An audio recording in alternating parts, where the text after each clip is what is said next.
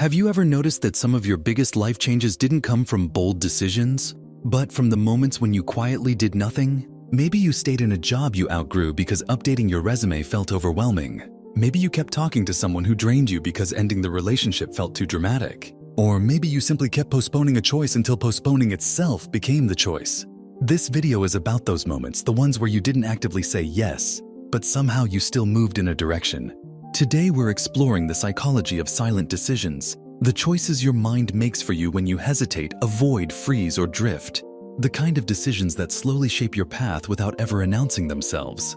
The problem is simple but profound. If you don't understand how these silent decisions form, they'll keep deciding your life for you. So let's break it open. A silent decision is not the same as indecision. Indecision is when you actively can't choose. A silent decision is when your inaction quietly becomes the choice. Psychologically, it's the result of what's known as default bias, your brain's tendency to stay where it is because movement requires energy, risk, and emotional exposure. Think of it like a river that carries you downstream when you're too tired to paddle. You didn't choose the destination, but you still ended up somewhere. Silent decisions happen because your brain is constantly negotiating two things: your desire for safety and your desire for growth. When those two conflict, safety often wins, not with a loud no, but with a soft, invisible maybe later. And this is where passive choice shows up. You don't reject the opportunity. You don't embrace it either.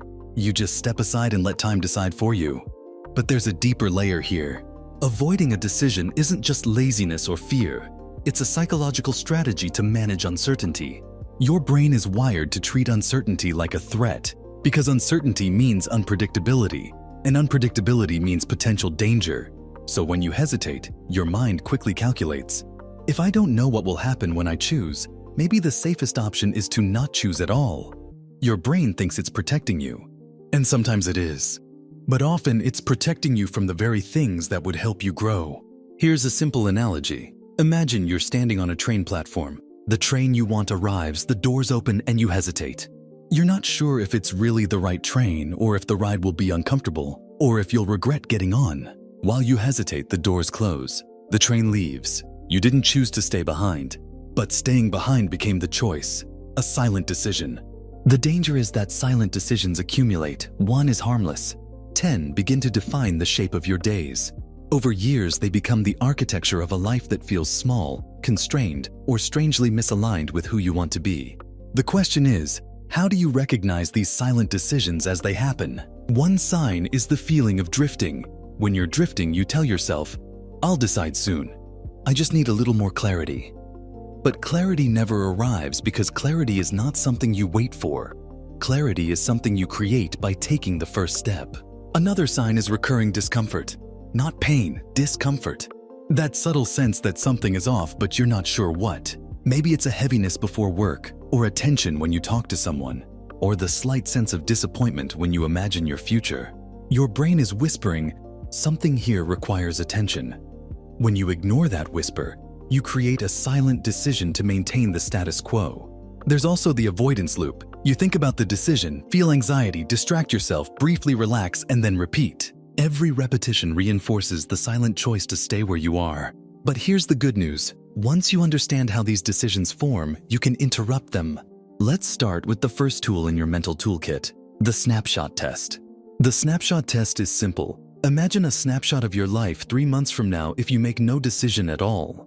Nothing changes. The job stays the same, the relationship stays the same, the habits stay the same. Ask yourself, do I feel relieved or trapped when I imagine that snapshot?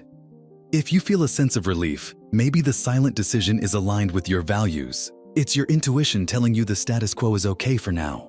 But if you feel trapped, drained, or quietly disappointed, your silence is making a choice you don't actually want. The second tool is what I call the 5-minute commitment. Most decisions feel overwhelming because you're imagining the full process, not the first step. Your brain jumps from should I leave this job to how will I survive financially? Or from should I end this relationship to what if I regret it and end up alone forever? Instead of deciding the whole future, commit to 5 minutes of progress. Update 1 line of your resume. Write 1 sentence about how you feel in the relationship. Research 1 possible alternative. You're not making the big decision, you're just pulling yourself out of passive drift. And once you move even a little, the brain's fear center loses intensity and clarity begins to form. The third tool is knowing your emotional signature. Each person has a distinct emotional pattern around avoidance. For some, it's a tightness in the chest. For others, it's a foggy mind. For others, it's a compulsive urge to distract themselves, scrolling, snacking, overworking.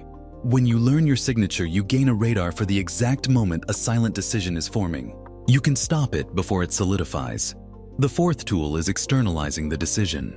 Silent decisions thrive in your head, where they remain vague and unexamined. When you write the decision down in clear language, you force your mind to confront it.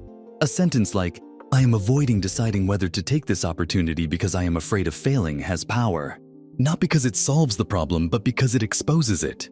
The fifth tool is to choose micro-courage. Courage doesn't mean eliminating fear. Courage means choosing despite fear. And you don't need giant courage to override silent decisions. You need a teaspoon. One direct message, one appointment scheduled, one honest conversation. One small declaration. I am choosing. Micro-courage breaks the brain's illusion that movement is dangerous. The final tool is recognizing where passive choice is actually a wise choice. Not every silent decision is harmful. Sometimes doing nothing is the right way to let a situation unfold. The key is awareness. Passive choice is a problem only when you're unaware that you're making it. Once you are conscious, you can choose deliberate patience instead of unconscious drift. The real goal is not to eliminate silent decisions, but to transform them from unconscious habits into conscious strategies.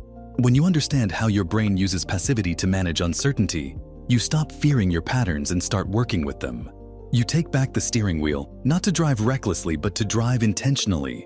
And that intention is what shapes a meaningful life. So if you've recognized yourself in this video, know this. You're not broken, lazy, or weak. You're human. You're running a mind designed to stay safe, even at the cost of growth. And now that you understand the psychology behind silent decisions, you can step into a new kind of authorship over your choices. If this video helped you notice where you've been drifting, consider liking, sharing, and subscribing to Mind Unlocked so more people can access tools for better thinking, deeper self-understanding, and clearer decisions. After all, the smallest conscious action you take today can become the silent decision that transforms your tomorrow.